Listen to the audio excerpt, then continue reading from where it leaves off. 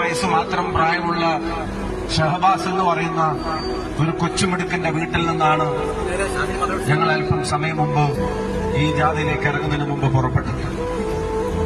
ഷഹബാസിന്റെ ഉപ്പയെ അടുത്തിരുന്ന് കണ്ട് സംസാരിച്ചിരുന്നു.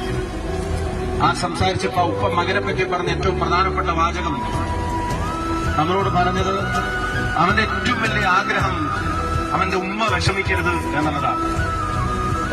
ഞാൻ അടുത്തിരുന്നപ്പോ പിതാവിനോട് പറയണം, ഉമ്മയുടെ കണ്ണ് നനയരുത് എന്നുള്ളതാണ് ആ ചെറുപ്പക്കാരന്റെ ഏറ്റവും വലിയ ആഗ്രഹം, ആ കുട്ടിയുടെ ഏറ്റവും വലിയ ആഗ്രഹം. ഞാൻ ചന്തങ്ങൾ അങ്ങനെ പറയണമെന്ന് വെച്ചപ്പോ പറഞ്ഞു, ഈ കാലത്ത് ഒരു ആൺകുട്ടിയോടും ചെയ്യുന്ന കാര്യമല്ല എന്റെ കുട്ടി ചെയ്യുന്നത്.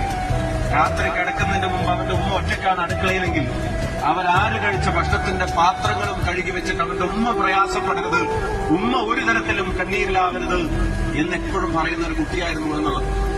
ഞാൻ വടകരയിലും പാലക്കാടൊക്കെ ഇരിക്കുന്ന സമയത്ത് പത്രമാധ്യമങ്ങളുടെയും സോഷ്യൽ മീഡിയയിലൂടെയും കണ്ടൊരു അദ്ദേഹത്തിന്റെ ഷഹബാസിന്റെ പ്രിയപ്പെട്ട ഒരു സുഹൃത്ത്, എന്താ കുട്ടിയുടെ പേരാണ്, വെള്ള ഷർട്ട് കെട്ടിട്ട് വന്നിരുന്ന ആ സുഹൃത്ത് വന്നിട്ട് പൊട്ടിക്കരഞ്ഞുകൊണ്ട് പറയുന്നത് അവനോടും ഷഹബാസ് എപ്പോഴും പറയുമായിരുന്നു, എന്റെ ഉമ്മയുടെ കണ്ണീര് വരരുത്, എന്റെ ഉമ്മ കരയരുത് എന്നുള്ളത് ആ കുട്ടി എപ്പോഴും പറയുമായിരുന്നു.